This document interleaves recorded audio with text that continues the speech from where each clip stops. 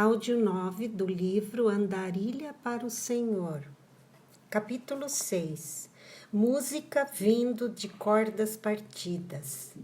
As benignidades do Senhor cantarei perpetuamente. Com a minha boca manifestarei a tua fidelidade de geração em geração.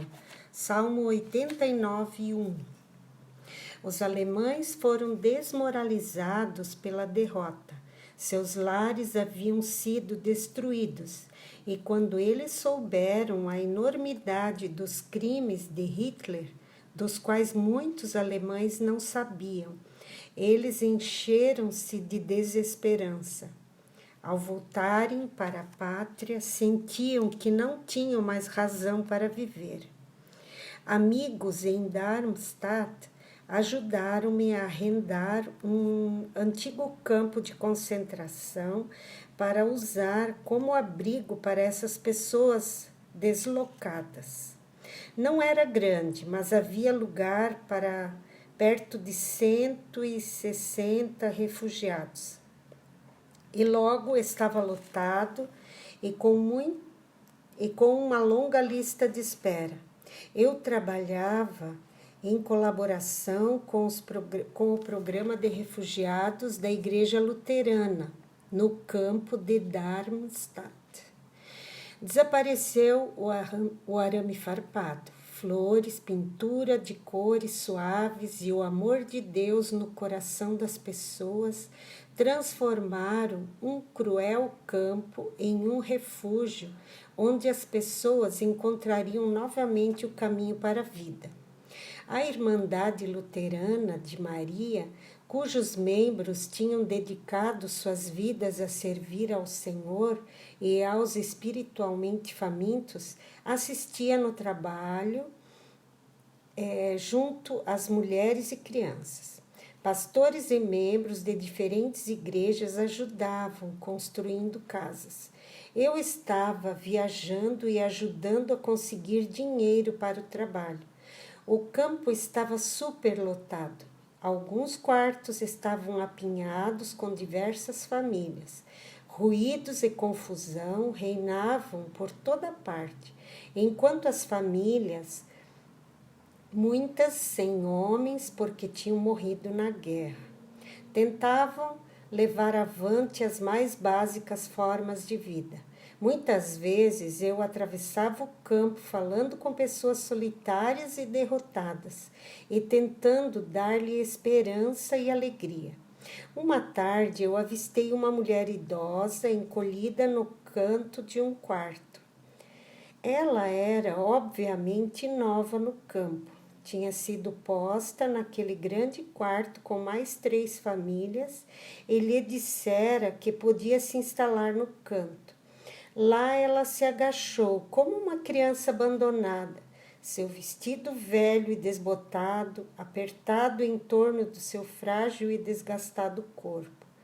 Eu podia notar que ela estava perturbada pela confusão de todas aquelas crianças chorando, mas, acima de tudo, derrotada pela própria vida. Fui até ela, sentei-me ao seu lado no chão e perguntei quem era. Soube que ela tinha sido professora de música no Conservatório de Dresden antes da guerra. Agora não possuía nada. Pedi-lhe que me falasse a respeito de sua vida, sabendo como às vezes ajuda só o fato de ter alguém disposto a escutar. Ela me contou que um ministro de uma cidade próxima tinha lhe dado permissão para tocar seu piano. Ela também soube que diversas crianças dos fazendeiros das redondezas queriam receber aula de música, mas a casa do ministro distava alguns quilômetros e a única maneira de chegar lá era caminhando. Tudo parecia tão sem esperança. Você foi professora de piano? Perguntei. Eu sou uma apaixonada deste grande músico alemão Johann Sebastian Bach. Por uns instantes seus olhos se iluminaram. A senhora gostaria de me acompanhar até a casa do ministro? Ela perguntou com grande dignidade. Eu ficaria muito feliz em tocar para a senhora. Era um grande privilégio e mesmo que eu tivesse que andar muitos quilômetros, senti que Deus estava realizando alguma coisa especial. Ela sentou-se no maltratado piano. Eu olhei para o instrumento. Ainda que ele tivesse sido salvo dos bombardeios, não tinha sido protegido da chuva.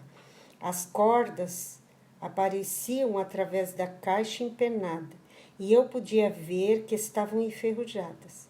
Algumas estavam arrebentadas e enroladas em volta das outras.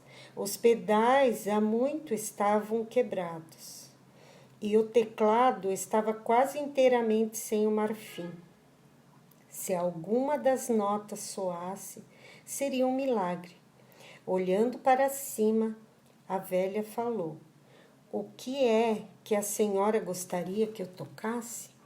Silenciosamente orei, sentindo que um fracasso naquele momento poderia arrasá-la para sempre.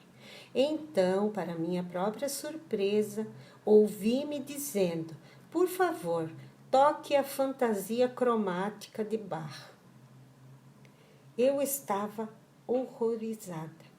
Por que eu havia escolhido uma das mais difíceis músicas para o piano para esta senhora tocar num instrumento tão arruinado? No entanto, no momento que eu falei, vi uma luz brilhar em seus olhos e um leve sorriso de conhecedor cruzou sua face cansada. Ela acenou com a cabeça e, com muita elegância, colocou os dedos no teclado estragado. Eu mal podia acreditar em meus ouvidos. Daquele piano umedecido e judiado derramava-se a bela música de Bach, enquanto seus dedos treinados corriam para cima e para baixo pelas teclas quebradas e lascadas. Lágrimas vieram aos meus olhos e desceram por minhas faces, enquanto eu pensava na Alemanha ferida, deixada apenas com os restos do passado, mas ainda capaz de tocar uma bela música. Uma nação assim iria sobreviver para criar outra vez, pensava eu. Enquanto as notas de Bach se dissipavam no ar, a letra de uma velha canção religiosa escrita pela compositora cega Fanny J. Crosby veio à minha mente. Diz assim: bem dentro do coração humano, calcados pelo tentador, estão enterrados sentimentos que a graça pode restaurar, tocados por amoroso coração, despertos pela bondade. Cordas que foram partidas vibrarão uma vez mais. Enquanto andávamos de volta para o que tinha sido um campo de concentração, minha companheira tinha um novo entusiasmo em seu andar. Foi há muitos anos que eu toquei a fantasia cromática, ela falou. Antigamente eu era uma concertista e muitos dos meus alunos são agora músicos de renome. Eu tinha uma bela casa em Dresden que foi destruída pelas bombas. Tive que fugir. Eu não pude levar nada comigo. Oh, não, a senhora está enganada, eu falei. A senhora trouxe a coisa mais preciosa que possui. O que é? Ela perguntou chocada. Sua música. Pois a que está em seu coração nunca poderá ser tirada. Então eu lhe contei o que havia aprendido em Ravensbrück, da visão de Betsy, e que o amor de Deus ainda permanece quando tudo mais desapareceu. No campo de concentração, eles tiraram tudo que nós tínhamos, até nos fizeram ficar em pé despidas por horas, sem poder descansar. mas eles não puderam tirar Jesus do meu coração. Peça a Jesus para entrar em sua vida. Ele lhe dará riquezas que homens algum poderá tirar. Voltamos ao campo em silêncio, mas eu sabia que o Espírito Santo estava tocando em seu coração, lembrando-lhe as coisas que o homem não pode roubar de nós. Logo chegou a época em que eu devia deixar o campo e ir para outras áreas. No dia em que eu saí, ela estava sentada naquele mesmo canto do quarto. Um menino estava tocando sua gaita. Um bebê estava chorando. Havia os sons de gritos e o bater de um martelo em um engradado de madeira. A sala estava cheia de discordância e de ruídos dissonantes, mas seus olhos estavam fechados e em seu rosto havia um leve sorriso. Eu sabia que Deus tinha lhe dado alguma coisa que ninguém podia tirar dela, nunca mais. Depois da guerra, a Alemanha estava cheia de ferimentos e cicatrizes, nem todas na superfície. Em um minúsculo cubículo no campo em Darmstadt, encontrei um advogado alemão. Ele estava sentado desconsoladamente em uma cadeira de rodas, os tocos de suas pernas aparecendo debaixo de uma manta em seu colo. Ele estava cheio de amargura, ódio e autocomiseração.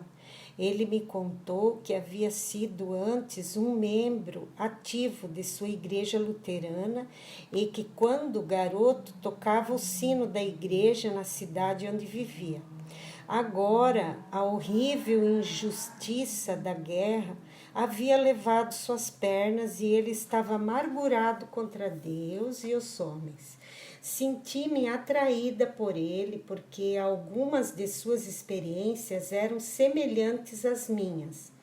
Uma manhã fiz uma visita especial em seu quarto para lhe contar algo de minha vida. Encontrei-o sentado em sua cadeira de rodas, os olhos fixos na parede nua. Seu rosto estava cinzento, seus olhos sem vida. Eu nunca fui muito de introduções, por isso fui diretamente ao assunto de minha visita. A única maneira de se livrar da amargura é desistir dela, falei. Ele virou-se vagarosamente e olhou para mim. O que você sabe sobre a amargura? Ele perguntou. Você ainda tem as suas pernas. Deixe-me contar uma história, eu disse. Na Holanda, durante a guerra, um homem veio a mim implorando-me que o ajudasse a libertar sua esposa. Eu senti compaixão por ele e lhe dei todo o meu dinheiro. Também convenci meus amigos a fazer o mesmo, mas o homem era um traidor. A única razão pela qual ele veio a mim foi para preparar-me uma armadilha, a fim de ser presa. Ele não traiu apenas a mim, mas toda a minha família e amigos. Fomos mandados à prisão, onde morreram 3 membros de minha família. Você me pergunta de amargura e ódio. Você odeia apenas circunstância, mas eu odiei um homem. Sentada na prisão em minha pátria, esperando para ser transferida para um campo de concentração na Alemanha, o ódio e a amargura enchiam o meu coração. Eu queria que aquele homem morresse. Eu sei o que é odiar. É por isso que eu posso entender você. O advogado virou a cadeira para me encarar. Ele estava ouvindo. Então, você também odiou. O que você sugere que eu faça a respeito de meu ódio? O que eu tenho a dizer não importa. Deixe-me contar o que o Filho de Deus tem a dizer. Porque se perdoares aos homens as suas ofensas, também vosso Pai Celestial vos perdoará a vós. Porém, se não perdoares aos homens as suas ofensas, também o vosso Pai vos não perdoará as vossas ofensas. Ver Mateus 6, 14 e 15. Se nós perdoarmos aos outros, nossos corações estarão preparados para receber o perdão. O advogado se mexeu inconfortável em sua cadeira. Eu podia ver os músculos de seu pescoço se retesarem quando ele se apoiava nas mãos para mudar de posição. Quando nos arrependemos, eu continuei. Deus nos perdoa e nos purifica. Isso foi o que eu fiz, acreditando que se eu confessasse meu pecado, Deus seria fiel e justo para me limpar dele e me perdoar todas as faltas. O advogado olhou para mim e sacudiu a cabeça. Isto é fácil de falar, mas o meu ódio é muito profundo para ser lavado. Não é mais profundo que o meu, eu falei. Entretanto, quando eu o confessei, Jesus não só o levou embora, ele também me encheu com amor, até com a capacidade de amar meu inimigo. Você quer dizer que, na verdade, ama o homem que atraiçoou e que foi responsável pela morte de sua família? Acenei com a cabeça, concordando. Depois da guerra, quando aquele homem foi sentenciado à morte, eu me correspondi com ele e Deus me usou para lhe mostrar o caminho da salvação antes que ele fosse executado. O advogado sacudiu a cabeça. Que milagre, que milagre!